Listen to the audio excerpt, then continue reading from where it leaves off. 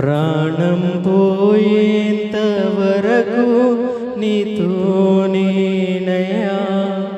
తుది శ్వాస వరకు నీతో ఉంటానయ్యా.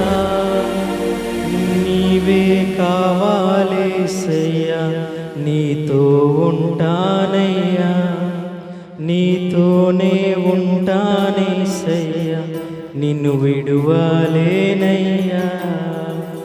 నీవే కావాలేసయ్యా, నీతో ఉంటానయ్యా, నీతోనే ఉంటానేసయ్యా, నిన్ను విడువలేనయ్యా.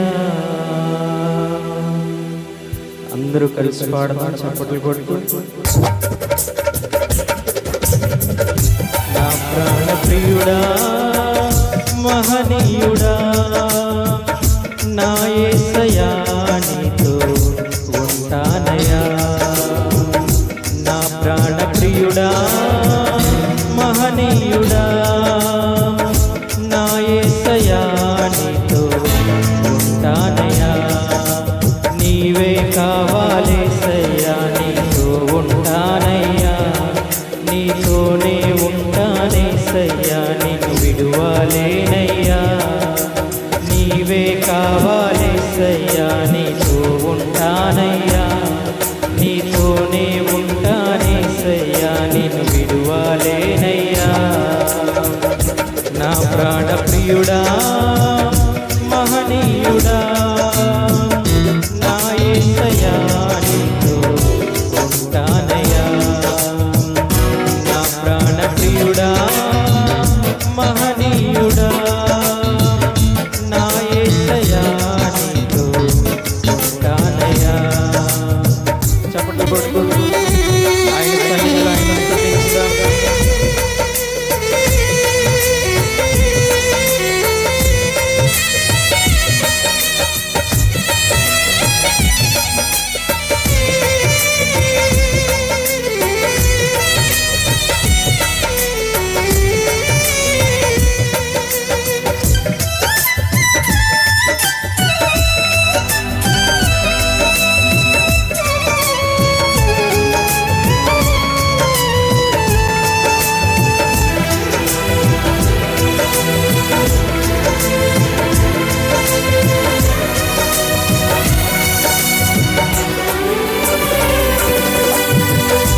ఆశలే ఆవిరైపోయినా, నా బ్రతుకే భారమైపోయినా,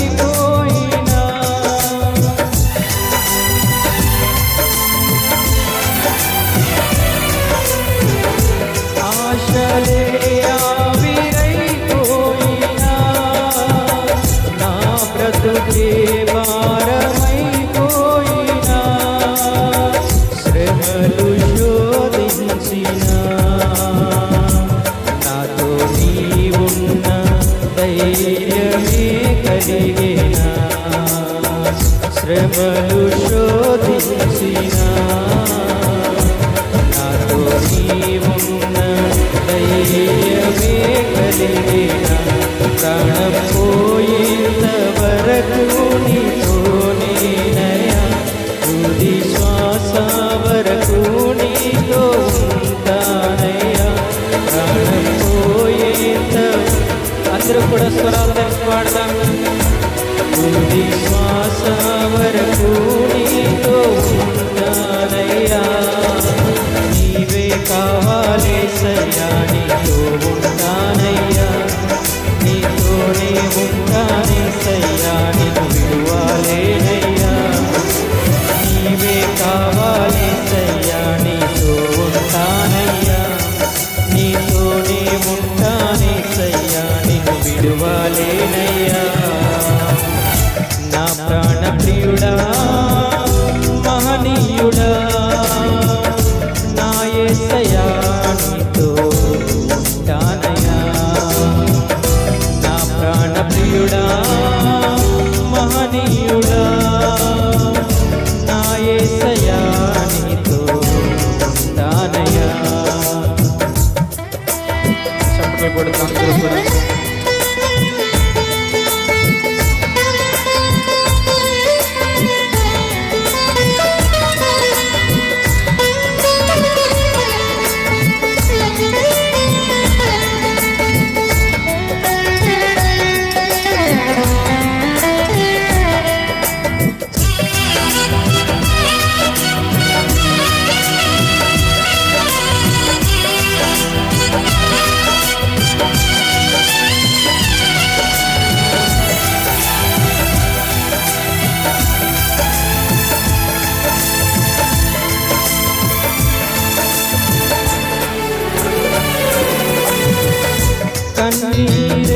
సంద్రమైపోయినా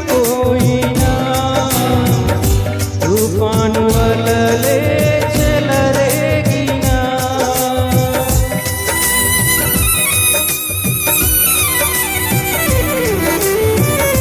కన్నీరే సంద్రమైపోయినా తుఫాను వలలే చెలరేగినా నేనలిగిపోయినా నాతో నీవున్న ధైర్యమే కలిగినా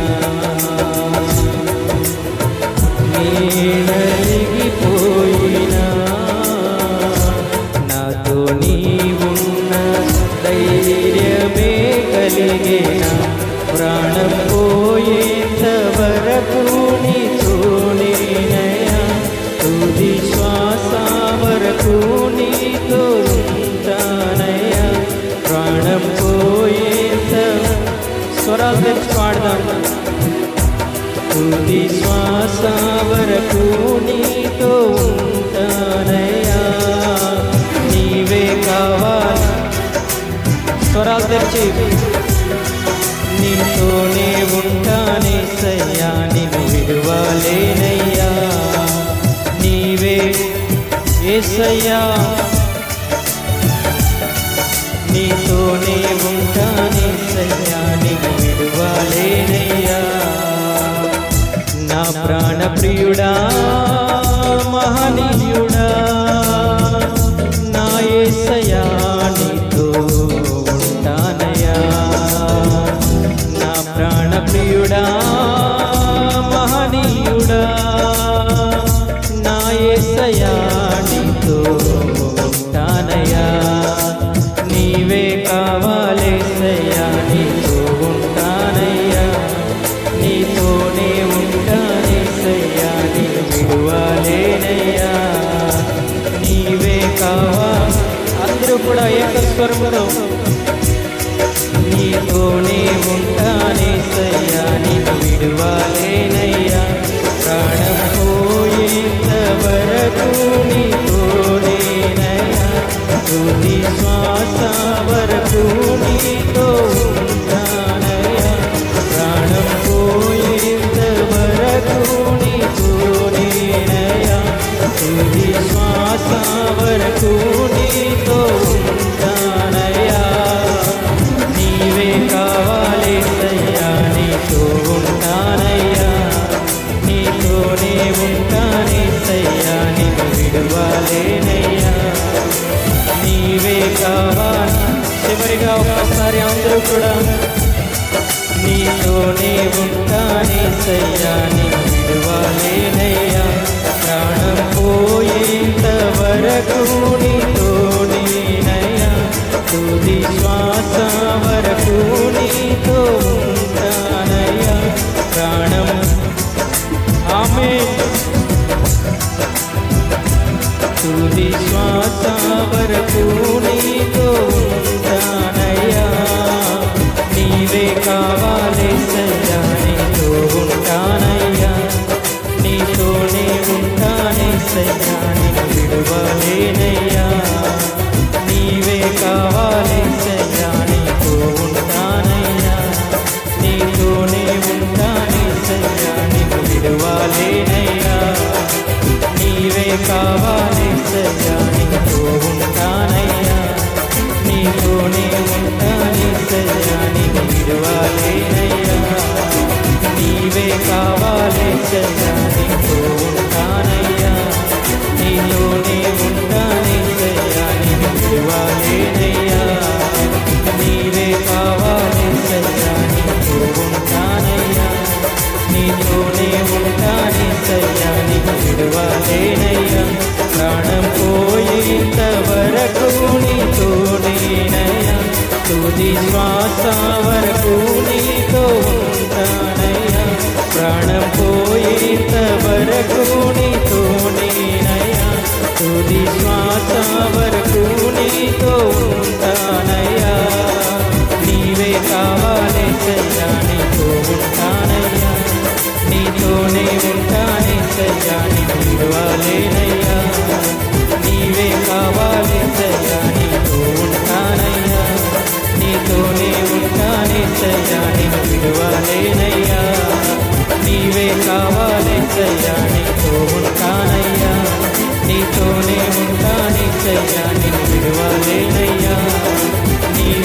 కావాలేసయ్యా, నీతో ఉంటానయ్యా, నీతోనే ఉంటానేసయ్యా, నిన్ను విడువలేనయ్యా.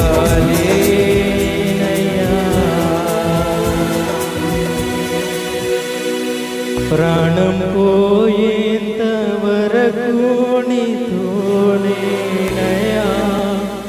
తుది శ్వాస వరకు నీతో ఉంటానయ్యా. ప్రాణం పోయేంత వరకు నీతోనేనయ్యా, తుది శ్వాస వరకు నీతో ఉంటానయ్యా. నీవే కావాలేసయ్యా, నీతో ఉంటానయ్యా, నీతోనే ఉంటానేసయ్యా, నిన్ను విడువలేనయ్యా. నీవే కావాలేసయ్యా, నీతో ఉంటానయ్యా, నీతోనే ఉంటానేసయ్యా, నిన్ను విడువలేనయ్యా, నిన్ను విడువలేనయ్యా, నిన్ను విడువలేనయ్యా. హల్లెలూయా, హల్లెలూయా, హల్లెలూయా. చూడండి, అపొస్తలుడైన పౌలు గారు కొలస్సీలో ఉన్న సంఘానికి రాస్తూ, కొలస్సీలకు రాసిన పత్రిక 1వ అధ్యాయము 7వ వచనాన్ని 8వ వచనాన్ని ఒకసారి చూద్దామండి. ఎపఫ్రాను నా ప్రియుడైన తోటి దాసుని వలన మీరు ఈ సంగతులను నేర్చుకుంటురి. అతడు మీ విషయములో మా విషయములో నమ్మకమైన క్రీస్తుకు పరిచారకుడు. ఆత్మీయత చదవండి ఆ మాట కింద. అతడు ఆత్మయందలి ఈ ప్రేమను మాకు తెలిపినవాడు. మంచిదండి. దేవుడు తన పరిశుద్ధ వాక్యాన్ని మనందరి వినికిల్లో దీవించి ఆశీర్వదించును గాక. ప్రియులారా, ఈ రాత్రి దేవాతి దేవుడు మనందరితో మాట్లాడును గాక. చెప్పండి హల్లెలూయా. నీవు పలికితే నాకు మేలయ్యా, నీవు పలికితే నాకు మేలయ్యా, నీ దర్శనమే నాకు చాలయ్యా, నీ దర్శనమే మాకు చాలయ్యా. నాతో మాట్లాడు ప్రభువా. అందరూ చూద్దామా నోరారా? నీవే మాట్లాడుమయ్యా, నాతో మాట్లాడు ప్రభువా, నీవే మాట్లాడుమయ్యా, నీ వాక్యమే నన్ను బ్రతికించేది, నా బాధలలో నెమ్మదినిచ్చేది, నీ వాక్యమే నన్ను బ్రతికించేది, నా బాధలలో నెమ్మదినిచ్చేది.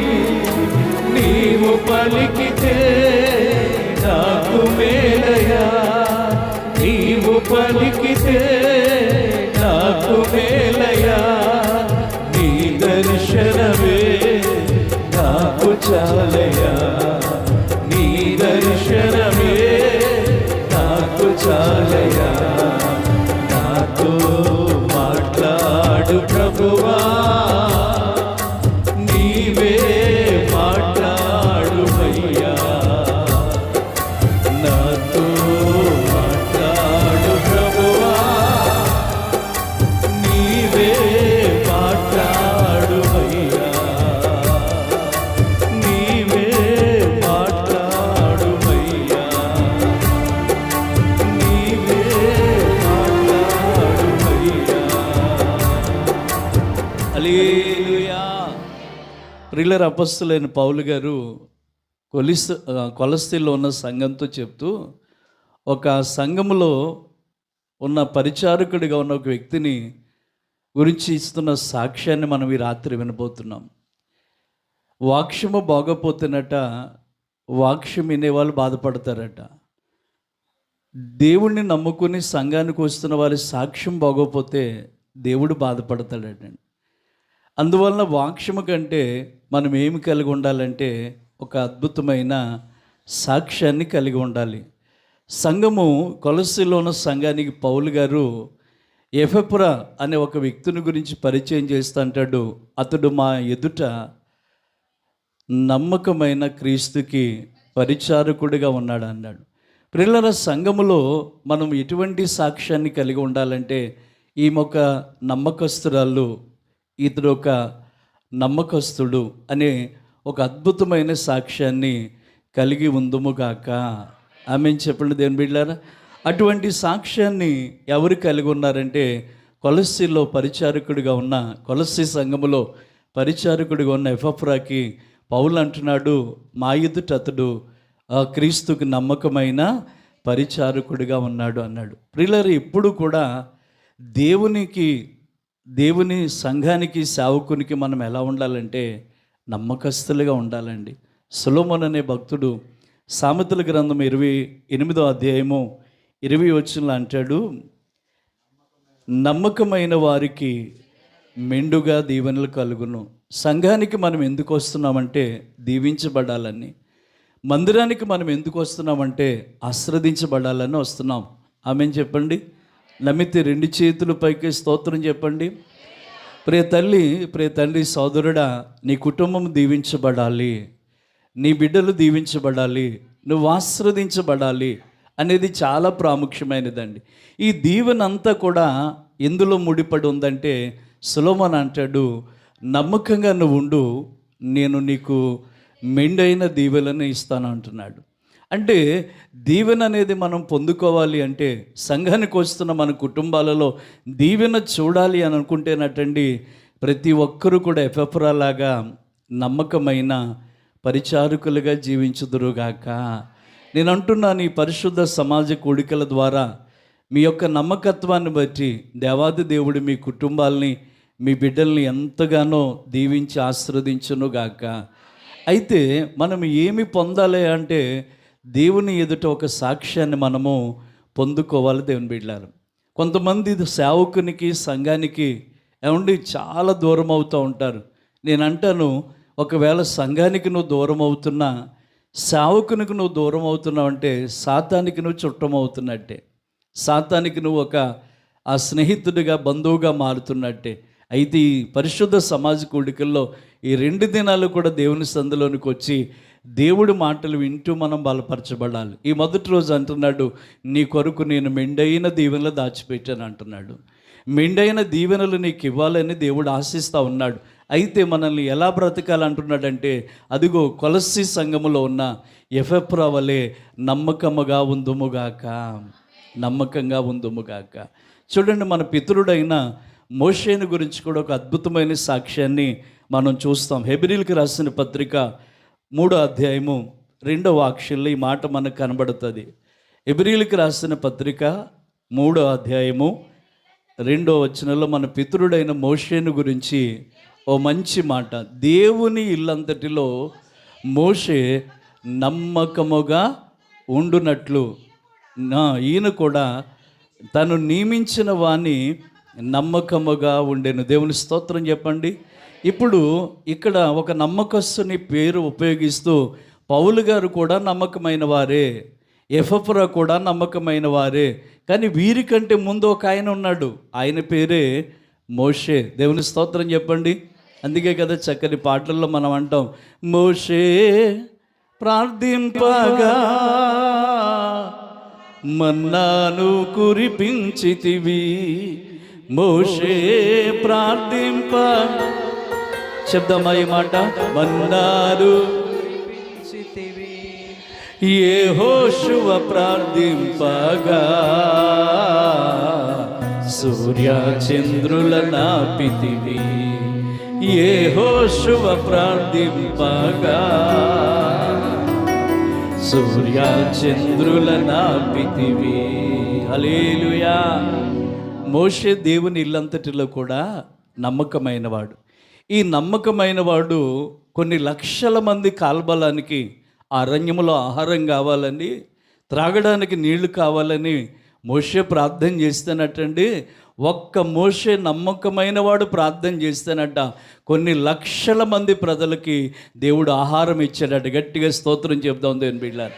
నీ కుటుంబంలో, నీ బిడ్డలలో, మీ జీవితాలలో ఈ దీవెనలు, ఈ ఆశీర్వాదాన్ని మీరు చూడాలంటే మీరు దేవుని ఇల్లంతటిలో కూడా నమ్మకమైన మోషేలాగా మీరు ఉందురుగాక.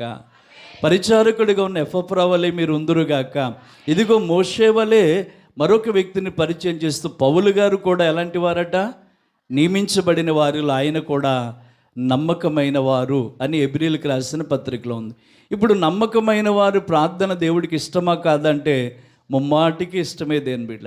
నమ్మకమైన వాని మీదకి దీవెనలు వస్తాయా రావంటే ఖచ్చితంగా వస్తాయి. మోషే దేవుని ఇల్లంతటిలో కూడా నమ్మకమైన వాడు కాబట్టి మోషే ప్రార్థించిన ప్రతి అద్భుత కార్యాన్ని చూశాడు దేని బిడ్డారు. ఎర్ర సముద్రాన్ని పాయలుగా చేయగలిగాడు. ఏమంటే ఇశ్రాయేలీని మన్నాతో పోషించగలిగాడు. బండలోంచి నీళ్లను రప్పించగలిగాడు. మోషేకి అసాధ్యమైనదంటూ కూడా ఏదీ లేకుండా పోయింది. ఎందుకంటే మోషే ఎవరింటిలో నమ్మకస్తుడిగా బ్రతికాడంటే దేవుని ఇంటిలో నమ్మకస్తుడిగా బ్రతికాడు. నేను నమ్ముచున్నాను ఈ పరిశుద్ధ సమాజ కూడికల్లో మనం ఎంతమంది వస్తున్నాం, ఏం చేస్తున్నాం అనేది కాదు, కానీ దేవుని దగ్గర మీరు ఎంత నమ్మకస్తులుగా ఉండగలుగుతారో అంత దీవెన దేవుడు మీకు ఇవ్వబోతున్నాడు దేని బిడ్డలారా. అందుకే మోషేని గురించి అంటాడు, మోషే దేవుని ఇల్లంతటిలో కూడా నమ్మకమైన వాడిగా ఉన్నాడు అంటాడు. ఆ సమాజము అని వాడుతారు పదం. పుట్నోట్లో రెండో మాటగా ఏముంటుందంటే సంఘములు అని ఉంటుందండి. దేవుని ఇల్లు అంటే ఏంటి? సమాజం అంటే ఏంటంటే దేవుని సంఘము, దేవుని ఇల్లు.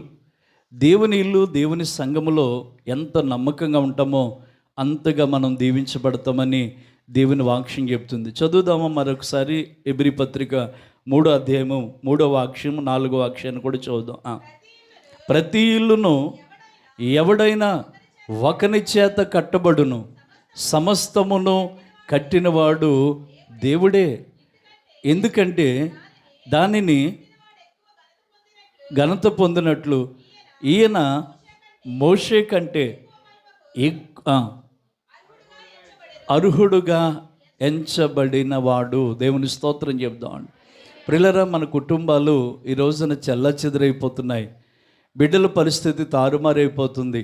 రాను రాను శరీరంలో బలము తగ్గుతుంది, ఆ రాబడి తగ్గుతోంది, అప్పులు పెరుగుతూ ఉన్నాయి దేని బిడ్డలారు. ఎందుకనంటే నమ్మకత్వం అనేది ఎప్పుడైతే మనం కోల్పోయామో, ఆ నమ్మకము లేని చోట ఆ ప్రార్థనలకు కానీ, నమ్మకము లేని చోట చేసే పనులకు కానీ కార్యాలు ఎవరు కూడా చూడలేరు దేని బిడ్డలారు. ఇప్పుడు మోషే దేవుని ఎదుట, దేవుని ఇల్లంతటిలో నమ్మకమైన వాడిగా ఉన్నాడు కాబట్టి ఆయన ప్రార్థన చేస్తే ఆ మోషే ప్రార్థన విన్న దేవుడు ఏమంటే అన్ని లక్షల మంది ప్రజలకు ఏమి ఇచ్చాడంటే ఆహారాన్ని దయచేసాడు దేని బిడ్డ.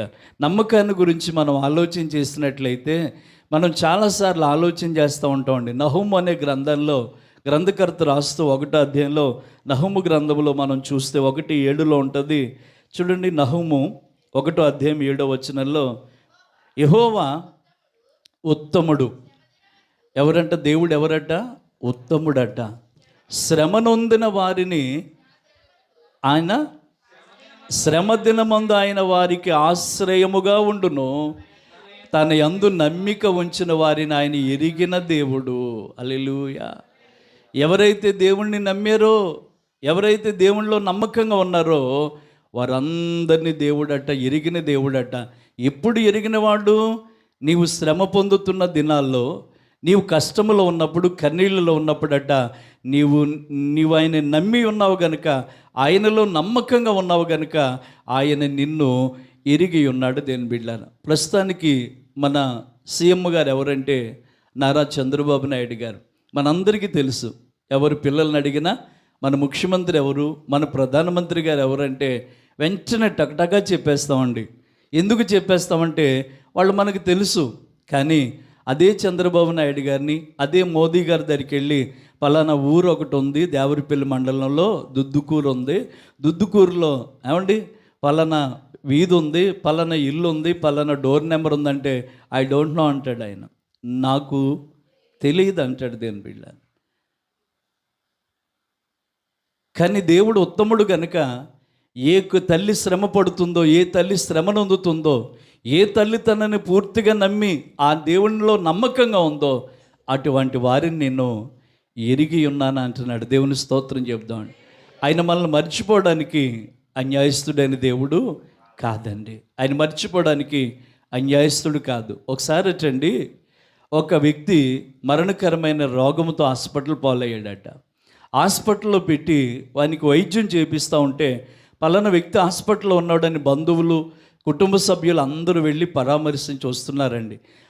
అతనికి ఒక చక్కటి భార్య ఉంది, ఈ రోగంతో ఉన్న వ్యక్తికి చక్కటి 2 పిల్లలు కూడా ఉన్నారు.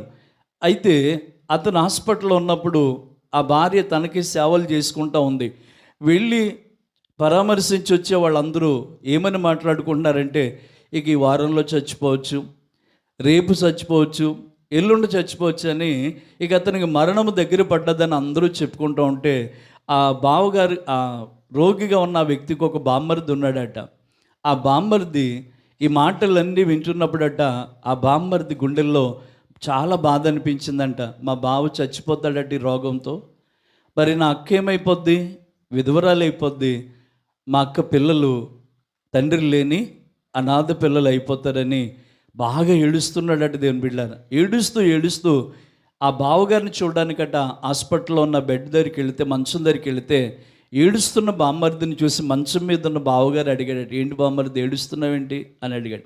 అవి ఏమి లేదు బావ అని కళ్ళు తుడుచుకుంటే ఆ మంచం మీద ఉన్న వ్యక్తి ఏమన్నాడో తెలుసా అండి, బామ్మర్ది నా కోసం కాస్త బైబిల్ చదువుతావా అన్నాడట.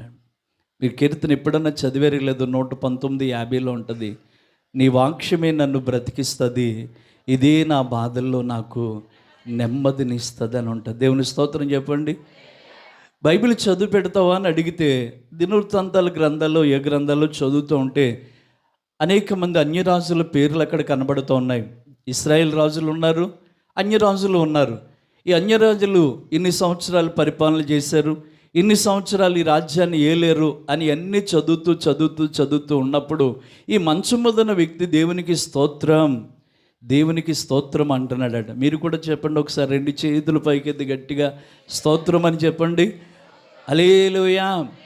అప్పుడు ఈ బైబిల్ చదువుతున్న వ్యక్తికి అనుమానం వచ్చి, బావా ఇందులో నిన్ను స్వస్థపరుస్తానని కానీ, నేను పొందిన గాయంలో స్వస్థత ఉందని కానీ, నీకు ఆరోగ్యం ఇస్తానని కానీ, నీకు తోడుగా ఉంటానని ఏ మాటలు లేవు కదా, మరి ఎందుకు నువ్వు దేవునికి స్తోత్రం చెప్తున్నావు బావా అని అడిగితే ఆ మంచం మీద ఉన్న వ్యక్తి చెప్పిన మాట ఏంటో తెలుసా, అన్యరాజుల పేర్లే దేవుడు మర్చిపోకుండా ఆయన గ్రంథంలో రాపిస్తే ఆయన బిడ్డనైనా నన్ను మర్చిపోవడానికి దేవుడు అన్యాయస్తుడు కాదు అని చెప్పాడట. దేవుని స్తోత్రం చెప్పండి. హల్లెలూయా. యెషయా గ్రంథంలో అంటాడు, ఏమంటాడు తెలుసా, కన్న బిడ్డను తల్లి మర్చిపోవచ్చేమో కానీ చూడుము నా అరచేతుల మీద నిన్ను చెక్కున్న నిడువను మరువను అంటున్నాడు. దేవుని స్తోత్రం చెప్దామండి. హల్లెలూయా. తల్లి మరచిన,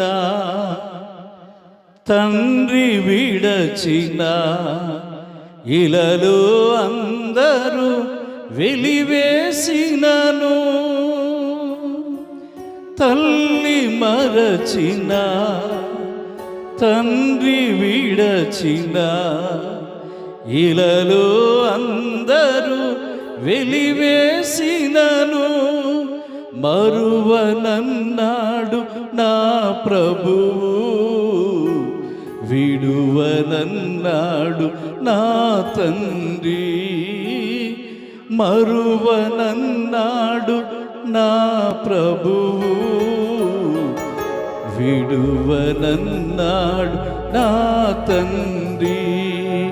ఆనందమానందమానందమే ప్రభు యేసు పిలిచాడులే, నన్ను పిలిచాడులే, తల్లి మరచిన, తండ్రి విడచిన, ఇలలో అందరూ వెలివేసినను, తల్లి మరచిన, తండ్రి విడచిన, ఇలలో అందరూ వెలివేసినను, మరువనన్నాడు నా ప్రభు, విడువనన్నాడు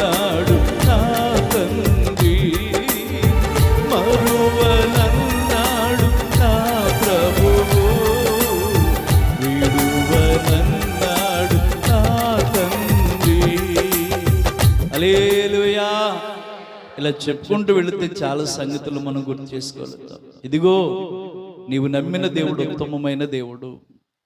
శ్రమనొందిన వారిని ఆయన ఎన్నడూ కూడా విడిచిపెట్టేవాడు కాదు. ఆయన నమ్మిన వారు అందరిని ఆయన ఎరిగి ఉన్న దేవుడు.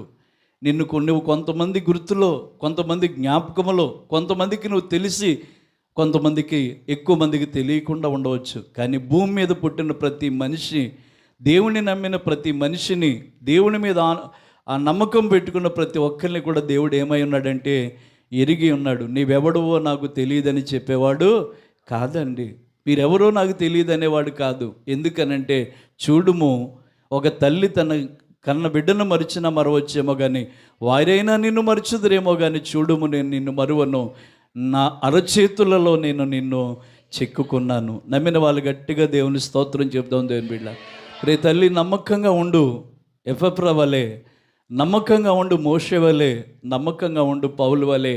ఈ నమ్మకమైన వారి మీద ఏముంటాయిరా అంటే మెండైన దీవెనలు ఉంటాయి. దేవుని బిడ్డ, ఈ దీవెనలు రాకపోవడానికి, ఆశీర్వాదాలు రాకపోవడానికి కారణం ఏంటంటే, దీవెన పొందవలసిన స్థలములో శాపాన్ని పొందుకోవడానికి కారణం ఏంటంటే, ఒక 2 సందర్భాలు మీకు తెలిసిన సందర్భాలే జ్ఞాపకం చేస్తాను. ఒక దైవజనుడు ఉన్నాడు బైబిల్లో. ఆయన పేరు ఎలీషా. చెప్పండి, ఎలీషా దగ్గర ఆయన పరిచర్యలో ఒక పరిచారకుడు, ఒక విశ్వాసి ఉన్నాడు. అతని పేరే గెహాజీ. ఓ రోజున ఈ దైవజనుడైన ఎలీషా దగ్గరికి ఓ సైన్యాధ్యక్షుడైన నయమాను కుష్టి రోగంతో వచ్చాడండి. కుష్టి రోగంతో వచ్చి ఆ దైవజనుడైన ఎలీషా దగ్గర అడిగితే, అయ్యా నువ్వు పోయి యోర్దాన్ నదులు 7 సార్లు ములుగు, నీకేం కలుగుతుంది? స్వస్థత కలుగుతుంది అన్నాడు. అది తిరస్కరించాడు. కానీ పనివాడు చెప్పిన మాటలను బట్టి వెళ్ళి యోర్దాన్ నదిలో మునిగి తేలి అతని దేహాన్ని ఎలా మార్చుకున్నాడంటే పసిపిల్లవాని దేహం వల్లే మార్చుకున్నాడు. అయితే దైవజనుడికి ఇవ్వడానికి ఎన్నో కానుకలు తీసుకొచ్చాడు. దైవజనుడు ఇవ్వడానికి ఎన్నెన్నో వస్తువులు తీసుకొచ్చాడు. ఆ ఇవ్వబోతుంటే దైవజనుడు అన్నాడు, ఇదేమీ నాకు అక్కర్లేదు, నువ్వు బాగా క్షేమంగా వచ్చావు, క్షేమంగా వెళ్ళిన ఆయన అని చెప్పాడు. బాగుపడిన వాడు వెళ్ళిపోతుంటే ఈ గెహాజీ అనేవాడు పరిగెత్తుకుంటూ వెళ్ళి అడ్డదారిని వెళ్ళి, అవన్నీ కూడా నాకు కావాలి, మా యజమానుడి ఇంటికి ఎవరో మీరు ఇలా వచ్చిన తర్వాత వచ్చారు, ఆ యజమానుడు అడిగి తీసుకురమ్మన్నాడని చెప్పి మాయ మాటలతో ఆ ధనాన్ని తెచ్చుకుని తన ఇంటిలో దాచుకుని, ఏమంటే మళ్ళా దైవజనుడి ఎదుటికి వచ్చి నిలబడ్డాడు. నేను అంటాను, ఈ రోజున దేవుని మందిరంలోకి వస్తున్న నీవు మొదట దేవుని దగ్గర నమ్మకంగా ఉండాలి. దేవునికి నీకు మధ్యవర్తిగా ఉన్న సేవకుని ఎదుటి కూడా మనం నమ్మకంగా ఉండాలి. ఇప్పుడు గెహాజీ అనేవాడు దేవుని దగ్గర నమ్మకంగా లేడు, దైవజనుడైన ఎలీషా దగ్గర కూడా నమ్మకంగా లేడు. ఎలీషా అడుగుతున్నాడు, ఎక్కడికి వెళ్ళావయ్యా అని అడిగితే, నీ దాసునైనా నేను ఎక్కడికి పోలేదండి, నేను ఇక్కడే ఉన్నానంటే, నీవు ఆ మనుషుని ఎదుర్కోవడానికి వెళ్ళినప్పుడు నా ఆత్మ నీతో రాలేదా, ఎందుకు అబద్ధం ఆడుతున్నావు అని ఆ రాజుల 2వ గ్రంథం 5వ అధ్యాయంలో చివరి వచనాల్లో 27లోనే ఎక్కడో ఉంటుంది, అక్కడ అంటాడు, ఇదిగో నీవు నమ్మకంగా ఉండలేకపోయావు కాబట్టి, నీవు నమ్మకత్వాన్ని కోల్పోయావు కాబట్టి ఆ నయమాన్ని వదిలిపెట్టాడే, ఆ కుష్టుంది చూసావు, అది నీకు నీ సంతతికి సర్వకాలం అంటి ఉండునుగాక అన్నాడు. ప్రియులారా, నయమాను బాగుపడి వెళ్ళాడు. కానీ గెహాజీ నమ్మకంగా లేక, ఏమండి, ఆ దీవెనకు బదులుగా ఏం తెచ్చుకున్నాడు? శాపాన్ని తెచ్చుకున్నాడు. ఈరోజు సంఘానికి వస్తున్న నీవు, చక్కటి పాటలు పాడుతున్న నీవు, చక్కని ప్రార్థన చేస్తున్న నీవు, దేవుని ఎదుట నమ్మకంగా ఉండు. రెండోది, దైవజనుని ఎదుట కూడా నమ్మకంగా ఉండు. ఈ దీవెనలు ఎందుకు రావట్లేదంటే మనం ఏం కోల్పోయామంటే నమ్మకత్వాన్ని కోల్పోయామండి. పాస్టర్ గారు ఎదుటి వందనాలు చెప్పొచ్చు, పాస్టర్ గారిని గురించి ఏదైనా మంచి చెప్పొచ్చు, కానీ ఒక్కొక్కసారి కొంతమంది ఏం చేస్తూ ఉంటారంటే, ఇన్ని సంవత్సరాల నుంచి వెళ్తున్నావు కదమ్మా, ఆ చర్చిలో నీకు ఏం జరిగింది అని చెప్తే నేను ఒక మంచి మాట చెప్తాను. ఒకే స్కూల్లో చదివిన బిడ్డలందరూ పాస్ అవుతారని ఎక్కడా లేదు ఏ చెల్లి. కానీ అదే స్కూల్లో చదివిన వాళ్ళు ఫస్ట్ క్లాస్లో, స్టేట్ ఫస్ట్లో ర్యాంకులు తెచ్చుకున్న వాళ్ళు ఉంటారు. మరి మిగతా వాళ్ళు కూడా అందులోనే చదివారు. మరి వాళ్ళు ఎందుకు ఆ స్థాయికి ఎదగలేదంటే, ఒకే పాఠాన్ని ఒకే ఉపాధ్యాయుడు ఒకే పాఠాన్ని బోధిస్తూ ఉంటాడు. కానీ ఆ పాఠం మీద శ్రద్ధ కలిగి మనసు పెట్టి బుర్రలో జ్ఞానం తెచ్చుకుని ఆ క్రమంగా ఉన్న వ్యక్తులు ఫస్ట్ క్లాస్లో పాస్ అయితే, కొంతమంది ఏదో వెళ్ళేమో వచ్చేమో ఏదో ఆడుకున్నట్టుగా చేస్తే వాళ్ళు ఖచ్చితంగా ఏమవుతారు? ఫెయిల్ అవుతారు. ఇప్పుడు స్కూల్ది అదే స్కూలు, బోధించే మాస్టర్ అదే మాస్టరు, కానీ అక్కడే కొంతమంది ఫస్ట్ క్లాస్ స్టూడెంట్స్ ఉన్నారు, కొంతమంది ఫెయిల్యూర్స్ అంటే ఫెయిల్ అయిపోయారు. ఎవరిది తప్పు అంటే ఎవరిది తప్పు? స్కూల్ది తప్ప? మాస్టర్ తప్ప? కాదు కాదు. అదిగో అక్కడ ఇలా జరుగుతుందంటే ఇక్కడ ఇలా జరుగుతుందని చెప్పేవాళ్ళు చాలామంది ఉన్నప్పుడు ఇన్ని సంవత్సరాల నుంచి వెళ్తున్నావు కదమ్మా అంటే నేనంటాను, వాక్యం ఎత్తేటప్పుడు అటండి దేవుడు చెప్పాడు, అది 30 దంతులుగా 60 దంతులుగా 100 దంతులుగా ఫలించాలంటే నేల ఏమై ఉండాలంటే మంచిదై ఉండాలన్నాడు. దేవుని స్తోత్రం చెప్దామండి. ప్రియులారా, దేవుని వాక్యం వింటున్న నీ హృదయం సరైనదైతే, చెప్పిన ప్రతి మాట కూడా మీ హృదయములు విత్తుకుంటేనండి మీరు 30 దంతులుగా 60 దంతులుగా 100 ఫలించుదురుగాక. ఆమెను చెప్పండి దేని బిడ్డలారా. కానీ ఈ రోజున కొంచెం ఏలమీర ఎక్కువైపోయిందండి. ఏమంటారు ఏంటంటే ఏలమీర ఎక్కువైపోయిందండి. ఏలమీర ఎక్కువైపోయింది. ఏలమీర అంటే ఏంటంటే అక్కడ ఏదో జరుగుతుంది ఇక్కడ ఏదో జరుగుతుందంటే నేను ఎప్పుడు అలాంటి వాటికి ఇష్టపడను. ఎందుకంటే దేవుడు ఏర్పాటు చేసుకున్న సన్నిధి లేకపోతే దేవుడు ఏర్పాటు చేసుకున్న చర్చిలో ఎవరు ఉంటారంటే దేవుడు ఖచ్చితంగా ఉంటాడు దేవుని బిడ్డలారా. అందుకే సొలొమోను గారు సామెతల గ్రంథంలో రాస్తూ చక్కటి మాట వాడుతాడు. ఆ మాట ఏంటో ఒకసారి 13వ అధ్యాయము 17వ వాక్యంలో మనం చదువుదాం. కింద వరుసలో ఉంటుంది, నమ్మకమైన రాయబారి ఔషధం వంటి వాడు అంటాడు. దేవుని స్తోత్రం చెప్పండి. సంఘములో ఒక విశ్వాస నమ్మకంగా ఉంటే ఆ సంఘానికి ఆ సేవకుడికి ఒక మందు లాంటిదంట, జబ్బు ఏముండదు. దేవుని స్తోత్రం చెప్పండి. ఒక ఆయన అన్నాడట, అమ్మా నాకు షుగర్ అన్నాడట. ఏమన్నాడు? ఎప్పుడు వచ్చింది అయ్యగారు అన్నాడట ఎవడని. మా విశ్వాసుల ప్రేమమ్మ ఇది అన్నాడు. వెళ్ళిన చోట్లలో ఏమి ఇచ్చేస్తున్నారు పాస్టర్ గారికి? స్వీట్లు పెట్టేసండి, కాఫీలు టీలు కలిపి ఇచ్చేస్తున్న ఒంట్లో ఏం పెరిగిపోయింది? షుగర్ పెరిగిపోయిందండి. ఇక్కడ చూడండి, ఔషధము అనే మాటకు అర్థం ఏంటంటే ఒక మందు అండి. ప్రతి విశ్వాసి నమ్మకమైన వాళ్ళు అయితే ఆ సేవకునికి ఆ సంఘానికి ఒక మందులాగా పనిచేస్తారు దేవుని బిడ్డలు. రాయబారి అంటే నువ్వు బయటికి వెళ్ళిన తర్వాత నీ సేవకుని పరిచయాన్ని గురించి ఏం చేయాలంటే ఒక మందులాగా ట్రీట్ చేయాలి. దేవుని స్తోత్రం చెప్తాం. ఒక మందులా చెప్పాలి. దేవుని స్తోత్రం చెప్పండి.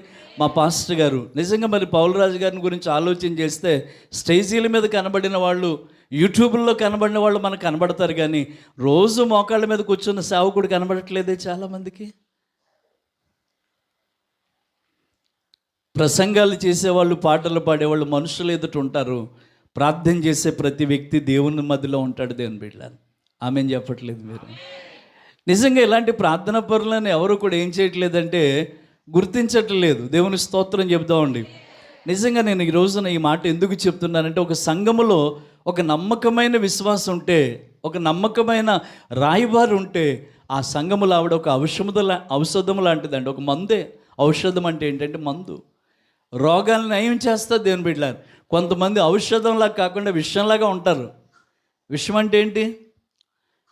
ఆ సంఘంలో ఏముంది? వాళ్ళు పాటెత్తున్నారు అక్కడ, ఆ సంఘానికి వెళితే మనల్ని పట్టించుకుంటున్నారు అక్కడ, అంతా ఆళ్ళ మందే ఈళ్ళ మందే, ఆగోలే ఈగోలే. నేను అంటాను అది మనం ఆ మాటలన్నీ వదిలిపెట్టేయాలి. మనం వెళ్ళే సంఘంలో నమ్మకమైన రాయబారులుగా ఔషధములే ఉందుముగాక, నమ్మకమైన వారిగా ఉండాలి దేవుని బిడ్డ.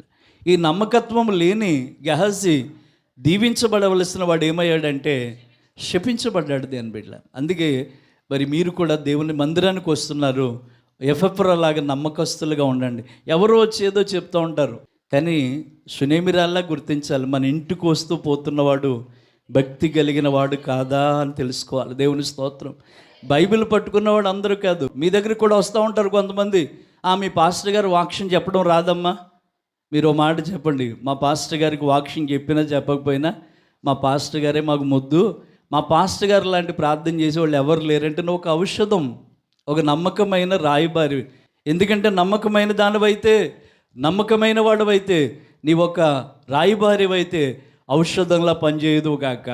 ఏ వాక్యమైతే హృదయాల్లోనికి వచ్చి గుచ్చుకుంటుందో అదే సరైన వాక్యం అండి. దేవుని స్తోత్రం చెప్తామండి.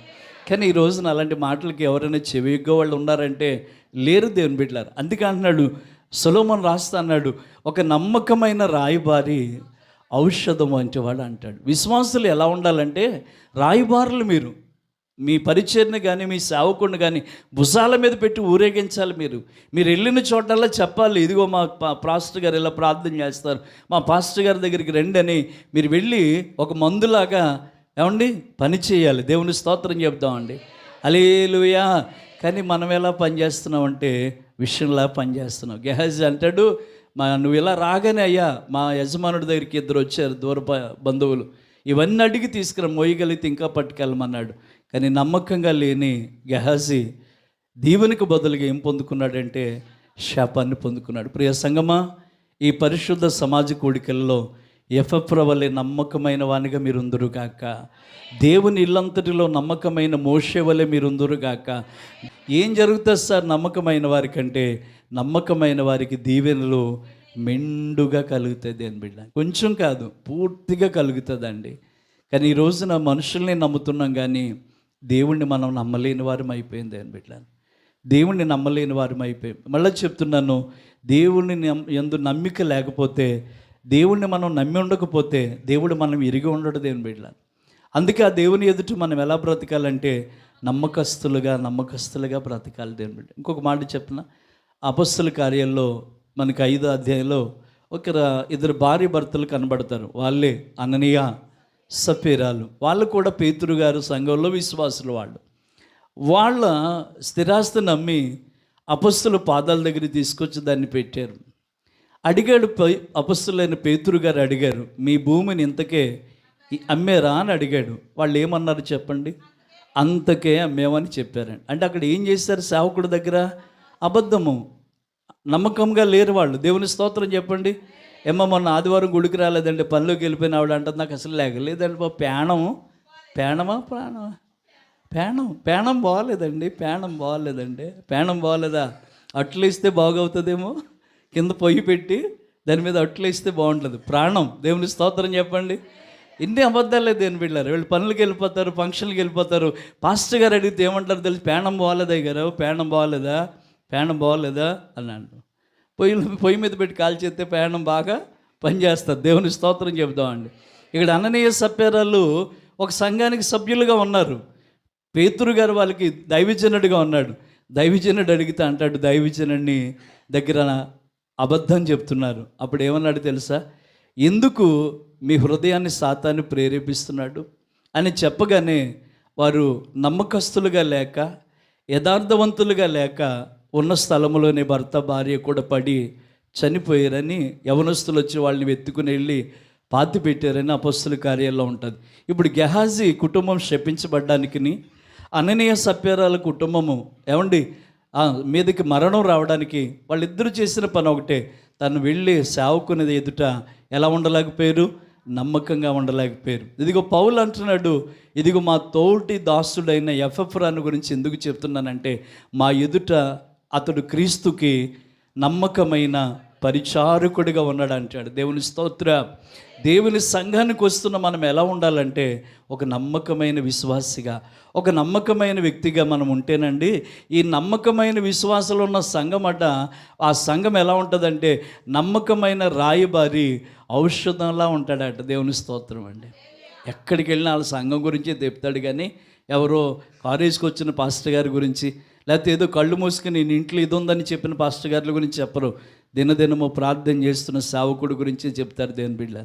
ఇప్పుడు అంటున్నాను, దేవుడు ఉత్తముడు గనుక, శ్రమ నొందిన నిన్ను ఆయన ఎప్పుడు మరిచిపోడు గనుక, నీవు ఆయన నమ్మి ఉన్నావు గనుక ఆ దేవుడు నిన్ను ఎరిగి ఉన్నాడని నహూము గ్రంథము 1వ అధ్యాయం 7వ వచనంలో మనం చూసాం దేవుని బిడ్డ. ఈ పరిశుద్ధ సమాజ కూటంలో మొదటి రోజు అంటున్నాడు, నమ్మకంగా ఉండు, మెండైన దీవెనలు నేను నీకు ఇస్తాను అంటున్నాడు. ఆ నమ్మకము లేకే గెహాజీ పాడైపోయాడు. ఆ నమ్మకము లేకే అననీయ సఫీరాలు పాడైపోయారు. కానీ దేవుళ్ళో నమ్మకంగా ఉన్నవారు ఎంతగా దీవించబడ్డారో మరి బైబిల్లోంచి కొన్ని విషయాలు ఆలోచన చేస్తే, దావీదట ఎంతో నమ్మకస్తుడటండి. దావీదు అలాంటి వాడు ఎంతో నమ్మకస్తుడండి. సౌలు ఒక రోజు అడిగాడట, తన దగ్గర ఉన్న పని వాళ్ళందరినీ నిలబెట్టి, తన సైన్యాన్ని అంతా నిలబెట్టి అన్నాడట, నా ఉప్పు పప్పు తింటున్నారు కదా, అసలు మీరు నాకు నమ్మకస్తులుగా ఉన్నారు, అసలు మీలో ఎవడు నమ్మకమైన వాడు ఈరోజు తేలిపోవాలి అని సమూయేలు గ్రంథంలో అడిగాడట. అందరినీ పిలవండి అంటే సైన్యాధ్యక్షుడు వచ్చి ఏమన్నాడు తెలుసా? రాజా, నీకు ఇంకా అర్థం కాలేదా? ఇక్కడ ఉన్న నీ సేవకులలో నీ ఎడల నమ్మకం కలిగిన వాడు ఎవడు లేడు. ఒక నమ్మకమైన వ్యక్తి ఉన్నాడు అంటే కనుక నీ అల్లుడైన దావీదే నమ్మకస్తుడని చెప్పాడు. గట్టిగా చప్పట్లు కొట్టండి. దావీదు ఎలాంటి వాడట? తను ఎక్కడికి పంపించినా వెళ్ళిన చోటల్లా కూడా అనుకూలుడిగా జీవించాడట. దేవుని స్తోత్రం. కొంతమంది చూసిరారా బాబు అంటే కాల్చి వచ్చేస్తారు. దేవుని స్తోత్రం చెప్పండి. మనం ఎలా కనబడతాలే పాస్టర్ గారికి. ఇప్పుడు కొత్త వాళ్ళు వస్తున్నారు కదా, డబ్బులు ఇస్తున్న వాళ్ళు ఉన్నారు కదా, కానుకలు. ఇలాగ కొంతమంది విశ్వాసుల సంఘానికి వస్తూ ఆ పాస్టర్ గారికి తాటాకులు కట్టేవాళ్ళు, ఆ పాస్టర్ గారి గురించి నోరు పారేసుకునే వాళ్ళు చాలామంది ఉంటారండి. మీరు అలా ఉండొద్దు. నిన్నంటే నీ ఇంట్లో వాళ్ళకి కోపం వస్తుందట, సేవకుడిని అంటే ఏకంగా దేవుడికే కోపం వస్తుందట అండి. నా సేవకుడైన మోషేని గురించి మీరు ఎలా మాట్లాడతారని దేవునికి ఏమొచ్చిందట? అహరోను మిరియాముల మీద ఏమొచ్చిందట? మిరియాల మీద కాదు, మిరియం మీద ఏమొచ్చిందట? కోపం వచ్చిందట. దేవుని స్తోత్రం చెప్దామండి. మొదటిది దేవుని దగ్గర నమ్మకంగా బ్రతకాలి. రెండోది నీ సేవకుని ఎదుటి కూడా నీవు ఎలా ఉండాలి? నమ్మకం. అప్పుడు ఏమొస్తాయి మనకంటే దీవెనలు మెండుగా కలుగుతాయి. దేని బిడ్డలు ఒక మాట చెప్పి నేను ముగించేస్తాను. ఎందుకంటే చాలాసేపటి నుంచి మీరు కూర్చుని చక్కటిగా దేవుని మాటలు వింటున్నారు. ఓ రోజున ఓ దేశాన్ని పరిపాలిస్తున్న రాజుకి తెలిసిన మాట ఏంటంటే, మన దేశంలో దొంగలు ఉన్నారు, దొంగలు పడుతున్నారు. వినండి, దొంగలు పడుతున్నారని చెప్పినప్పుడు ఆ దొంగలను ఎవరు పట్టుకోలేకపోతున్నారు. రాజుగారు ఒక రోజు ఏం వేశారంటే, మారు వేషం వేసి ఆయన దొంగోడ వేషం వేసుకుని ఆయన కూడా రాత్రి నైట్ డ్యూటీకి వచ్చాడు. ఈ కాపలదారులు అందరూ ఎలా కాపలా కాస్తున్నారో తెలియక ఆ దొంగోడ వేషం వేసుకుని ఆ రాజ్యం అంతా తిరుగుతూ ఉన్నాడు. ఈ లోపల ఓ దొంగోడు దొరికాడు, కనబడ్డాడు. వెంటనే మాట్లాడుకున్నారు. ఎవరు అయ్యా నువ్వు అన్నాడు రాజు. అతను అన్నాడు, నేను దొంగోడిని అన్నాడు. దొంగోడువా? ఈ రాత్రి ఎక్కడేంటి నీ దొంగతనం అన్నాడు. నువ్వెవరు ఎంతగా అన్నాడు. నేను కూడా దొంగనే అన్నాడట రాజు. నువ్వు దొంగవేనా? నువ్వు ఎక్కడ దొంగతనం చేయడానికి వెళ్తున్నావు? రాజుగారు అంతఃపురానికి వెళ్తున్నాను, రాజుగారు కోటలోకి వెళ్తున్నాను. ఎందుకని? విలువైన వజ్రాలు ఉన్నాయట అక్కడ, ఆ వజ్రాలు తేడానికి నేను ఈరోజు ప్లాన్ చేశాను అన్నాడు. సరే నేను కూడా నీకు జత రావచ్చా అన్నాడట.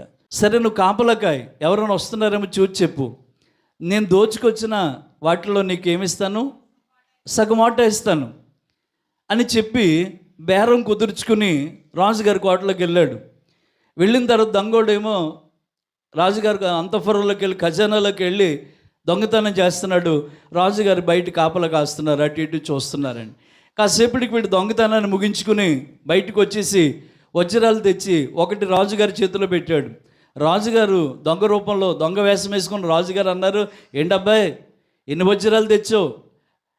అక్కడ ఉండడానికి 3 వజ్రాలు ఉన్నాయి, కానీ మన ఇద్దరికి ఏం కుదరదు, వాటా కుదరదని చెప్పేసి ఒకటి అక్కడే పెట్టి 2 తెచ్చాను. ఇదిగో నీకొకటి నాకొకటి, నీకొకటి నాకొకటి. ఇంకోటి ఎక్కడ? మీ ఇంటికాడ. అదే అక్కడ విడిచిపెట్టి వచ్చాడు. ఏం కుదరదని రాజుగారికి తెలుసు. ఆయన ఖజానాలు ఎన్ని వజ్రాలు ఉన్నాయి విలువైనవి? 3 అని తెలుసు. దొంగోడు ఎన్ని తెచ్చాడు? 2 తెచ్చాడు. రాజుగారికి అర్థమైంది దొంగోడులో కూడా ఎంత నమ్మకత్వం అని. వెంటనే వెళ్ళే ముందు అడిగాడు, రే మరి రేపు పొద్దున్న దొంగతనానికి వెళ్తాం, ఎక్కడ ఉంటాను, నీ మఖాం ఎక్కడంటే దొంగోడు ఫ్రెండ్స్ అయ్యారు కదా, చెప్పుకున్నారు, పలానా పాడుపడిన బంగ్లాలో ఉంటాను అన్నాడు. ఉదయానికి అంతా రాజు అంతఃపురంలో అల్లకల్లోలం అయిపోతుంది. రాజుగారు అంతఃపురంలో దొంగలు పడ్డారు, విలువైన వజ్రాలు దొంగిలించబడ్డాయి అని చెప్పి అందరూ చెప్పుకుంటున్నారు. దేవుని బిడ్డలారా, ఈ లోపల రాజుగారి సింహాసనం మీద కూర్చుని దొంగోడు అడ్రస్ చెప్పారు కదా, దొంగోడు దగ్గర సైనికులను పంపించరాయ్, రారా రాజుగారు రమ్మన్నారు. నేనేం చేశానంటే, నువ్వు రాత్రి మా అంతఃపురంలో దొంగతనం చేసి వజ్రాలు దొంగిలించుకెళ్ళావట, రా అని చెప్పి దొంగోడిని తీసుకొస్తే దొంగోడు ఆ వజ్రాన్ని పట్టుకుని వచ్చాడట. రాజుగారి కుర్చీ మీద కూర్చుని సింహాసనం మీద కూర్చుని అప్పుడు దొంగోళ్ళ లేడు, రాజులాగా ఉన్నాడు. అబ్బాయి దొంగతనం చేసావా? చేశాను బాబు అని చెప్తున్నాడండి. అప్పుడు వెంటనే రాజు మంత్రిని పిలిచి అన్నాడు, మంత్రి మన ఖజానాలో దొంగతనం జరిగిందట, అసలు ఏం పోయినాయి చూసి రాసుకురా అని చెప్పి మంత్రిని పంపిస్తే మంత్రి వీళ్ళ పెట్టి చూస్తేనండి వజ్రాలు 3 లేవు, ఒకటే ఉంది, 2 దొంగిలించబడ్డాయి. మంత్రి అనుకున్నాడట, ఇదేదో దొంగోడి మీదకే నెట్టి ఇచ్చిన ఆ వజ్రాన్ని ఎక్కడ పెట్టుకున్నాడు? జేబులో పెట్టుకున్నాడటండి. జేబులో పెట్టుకుని వచ్చి, రాజా ఇంకేముందండి, 3 వజ్రాలు పోయినాయి అని చెప్తే దొంగని అడిగాడు, రాయ్ 3 వజ్రాలు దొంగిలించావట తే అన్నాడట. బాబు రాజుగారు మీకు దండమండి బాబు, దొంగతనం చేయటం ఖాయమే, నాతో పాటు ఇంకో దొంగడు వచ్చాడు. ఎవరు? ఇంకో దొంగడు వచ్చాడండి. మేము దొంగతనం చేసి ఇది వచ్చింది సమానంగా పంచుకుందాం అనుకున్నాం. సమానంగా పంచుకుందాం అనుకుంటే అక్కడ 3 వజ్రాలు ఉన్నాయి, వాటా తెగదని చెప్పి ఒకటి అక్కడే పెట్టేసి 2 పట్టుకెళ్ళినాయా, ఇదిగో నేను పట్టుకెళ్ళింది ఇక్కడ ఉంది అని చెప్పి పెట్టేశాడు. అప్పుడు రాజుగారు ఏం చేశారు తెలుసా? ఆయన దగ్గర ఉన్నది ఆయన పెట్టేశాడు. ఆ దొంగోడిని ఎవడో కాదురా నేనే అని ఆవిడ పెట్టేశాడు. వెంటనే దొంగోడికి భయం వేసిందండి. ఇప్పుడు ఈడున్నాడే మంత్రి, వాడిని చూశాను, రే దొంగోడా నీ దగ్గర ఉన్న వజ్రాన్ని కింద పెట్టు అన్నాడు. అప్పుడు చూశాడు. ఇప్పుడు రాజుగారు పక్కనే ఉంటున్నాడు, రాజుగారికి ఏమండి మంత్రిగా జీవిస్తూ ఉన్నాడు, కానీ రాజు దగ్గర ఎలా లేడు? నమ్మకస్తుడిగా లేకపోయిన కారణాన్ని బట్టి రాజు ఏమన్నాడు తెలుసా? వీడికి ఉరిశిక్ష విధించండి, ఇదిగో ఈ దొంగోడిని నాకు మంత్రిగా చేయండి అన్నాడు. గట్టిగా చప్పట్లు కొట్టండి దేని బిడ్డలారా. హల్లెలూయా. కొంచెములో నమ్మకంగా ఉన్న వారిని దేవుడు అన్నిటిలో కూడా నమ్మకస్తులుగా చేస్తాడు. మోషే దేవుని ఇల్లంతటిలో నమ్మకంగా ఉంటే మోషేని దేవుడు గొప్ప నాయకునిగా చేశాడు. పోతిఫర్ ఇంటిలో నమ్మకంగానే యోసేపుని ఐగుప్తు ధనాగారం అంతటి మీద కోశాధికారిగా చేశాడు. నా తల్లి ఎన్నో సంవత్సరాల నుంచి మందిరానికి వస్తున్నావు, ప్రార్థనలో నమ్మకంగా ఉండు, విశ్వాసములో నమ్మకంగా ఉండు, పరిచర్యలో నమ్మకంగా ఉండు, దేవునికి ఇచ్చే వాటిల్లో కూడా నమ్మకంగా ఉండాలి తప్ప ఈ మంత్రిలాగా పక్కనే ఉండి ఏం తెవద్దు, గోతులు తవ్వకూడదు. మంత్రి నమ్మకత్వాన్ని కోల్పోయాడు. ఆ మంత్రి దగ్గర ఉన్న వజ్రాన్ని తీసుకుని మంత్రికి ఉరిశిక్ష విధించి దొంగోడికి అదే మంత్రి పోస్ట్ ఇచ్చారు. దేని బిడ్డ, ఈరోజు దేవుని మందిరానికి వస్తున్న నీవు నమ్మకంగా లేకపోతే ఎలా చెప్పండి? నీ కుటుంబం దీవించబడాలి, నీ బిడ్డలకి వివాహాలు అవ్వాలి, నీ ఇంట్లో ఉన్న అప్పులు తీరాలి, నీకు శరీరంలో ఉన్న రోగాలు తగ్గాలి, నా ఇల్లు కట్టుకోవాలి, బిడ్డలకి వివాహాలు చేయాలి, ఉద్యోగాలు రావాలి, ఎన్నెన్నో ఆశలు పడుతున్నావు కదా. కానీ నమ్మకము లేని చోట ఏముండవంటే శాపాలే తప్ప ఆశీర్వాదాలు ఉండవు. నమ్మకంగా ఉండి చూడు, మెండైన దీవెన దేవుడు నీకు ఇవ్వబోతున్నాడు. ఒక నమ్మకమైన రాయబారి ఎలా పనిచేస్తాడట? సంఘంలో ఔషధం వలె పనిచేస్తాడట. అందుకే పౌలు కొలస్సీలో ఉన్న సంఘంతో చెప్తూ, ఇదిగో ఈ ఎపఫ్రా మా తోటి దాసుడైన ఇతడున్నాడే, ఇతడు ఎలాంటి మా ఎదుట ఒక నమ్మకమైన క్రీస్తుకి పరిచారకుడై ఉన్నాడు అంటాడు. దేవుని స్తోత్రం అండి. నేను అంటాను, ఈ దుద్దుకూరులో ఉన్న దేవుని సంగమా, దేవరపల్లి కిష్టంపాల నుంచి వస్తున్న దేవుని బిడ్డలరా, మీరు బేతేలు అనే సంఘములో నమ్మకస్తులుగా ఉండండి. దేవుడు మెండైన దీవెనలు మీకు ఇవ్వబోతున్నాడు. ఈ పరిశుద్ధ సమాజ కూడికల ద్వారా మీరు నమ్మకమైన వారిగా బ్రతకండి. గెహాజీని చూడండి, అననీయ సప్ఫేరాలు చూడండి.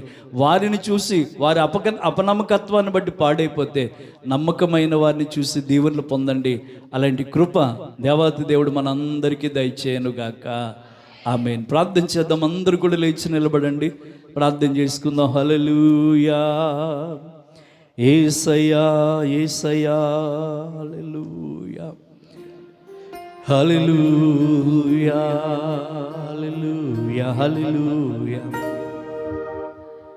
యేసయ్యా హల్లెలూయా. ప్రార్థన చేద్దాం. ఎవరు మట్టి వారు ప్రార్థన చేద్దాం. ఈ రోజున కొలస్సీలో ఉన్న సంఘానికి ఎపఫ్రా ఎంత నమ్మకమైన వాడో, దేవుని ఇల్లంతటిలో మోషే ఎంత నమ్మకమైన వాడో, నియమించబడిన పౌలు ఎంత నమ్మకమైన వాడో కొన్ని విషయాలు మనం నేర్చుకుంటూ వచ్చాం. ఈ రోజున నీ కుటుంబము దీవించబడట్లేదంటే, మీ కుటుంబంలో ఆశీర్వాదాలు చూడలేకపోతున్నారంటే ఏదో విషయంలో మీరు నమ్మకత్వాన్ని కోల్పోయి ఉన్నారు.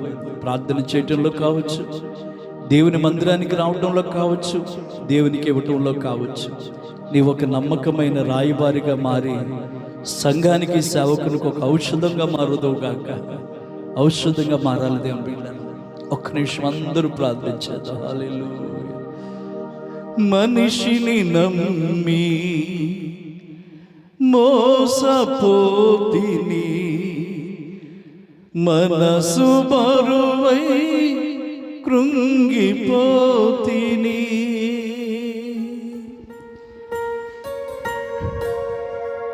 మనిషిని నమ్మి మోసపోతిని,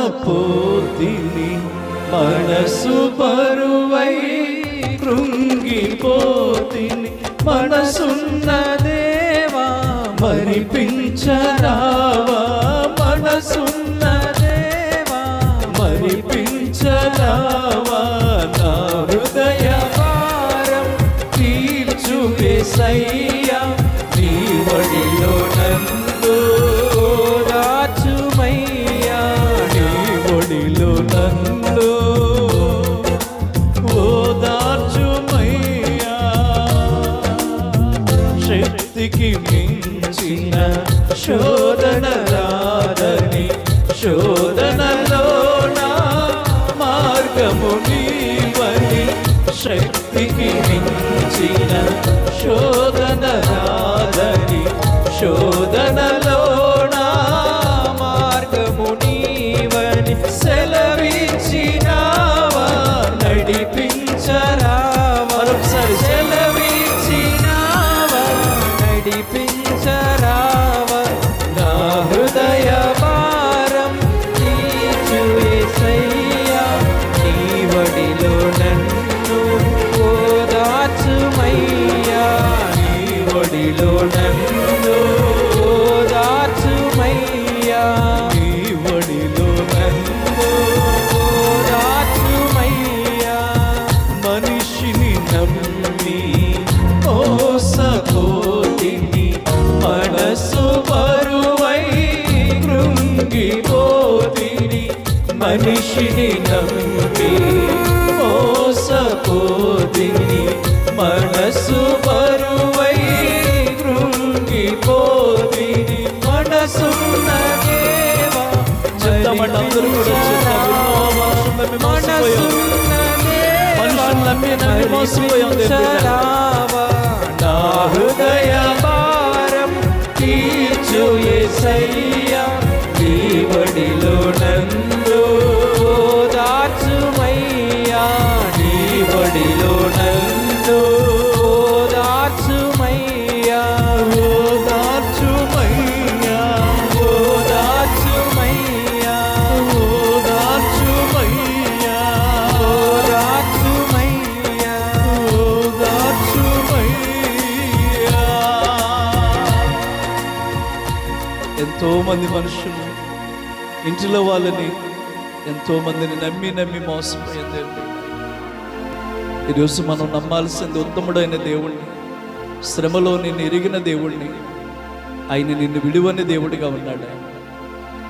నమ్మకముగానే బ్రతుకుతున్నావు గనుక మెండైన దీవెనతో నిన్ను నింపాలని దేవుడు ఆశిస్తూ ఉన్నాడు. ఈ పరిశుద్ధ సమాజ కూడికలలో ఎఫ్ర వలె ఒక నమ్మకమైన పరిచారకులుగా మీరు బ్రతకండి దేవుడి.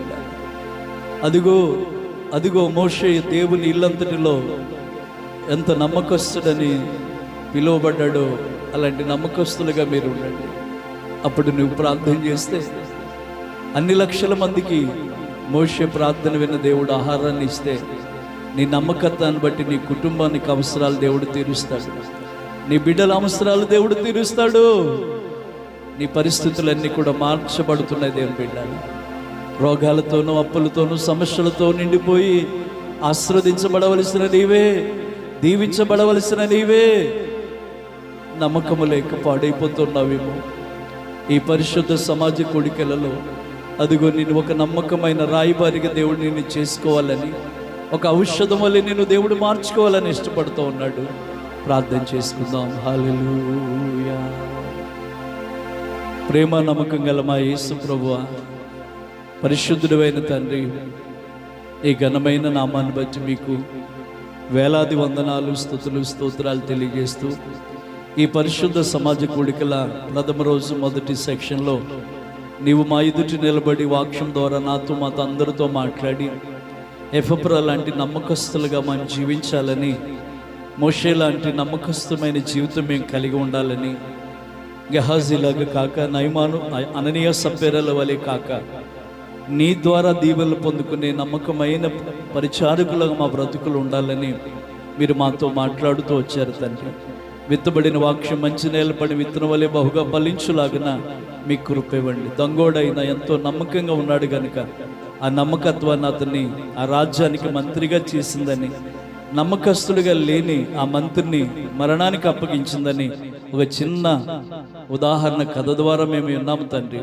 నీ ఎదుటే మేము కూడా నమ్మకస్తులుగా ఉంటే ఇదిగో మమ్మల్ని కూడా మెండైన దీవులతో నింపుతావని తేట తెల్లగా మీరు రాత్రి మాతో మాట్లాడుతూ వచ్చారు.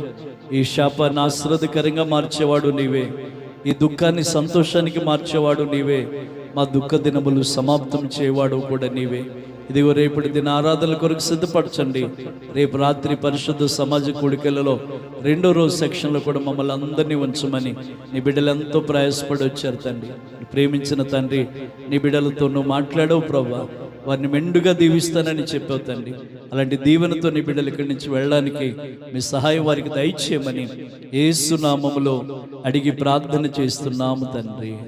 ఆమేన్. మన తండ్రి యొక్కయు కుమారుడైన యేసుక్రీస్తు యొక్కయు పరిశుద్ధాత్మ యొక్క అన్యుని సహవాసము సన్నిధి తోడ్పాటు ఇప్పుడును ఎల్లప్పుడూను ఈ పరిశుద్ధ సమాజ కూడికలకు వచ్చిన ప్రియ బిడ్డలందరి కుటుంబాలకి, ఒకవేళ రాని బిడ్డలకి, ఈ పరిచర్యకు ప్రయాణాలకు జరిగే కూడికలకు ఆయన కృప ఇప్పుడును ఎల్లప్పుడూను సదాకాలము తోడే నడిపించును గాక.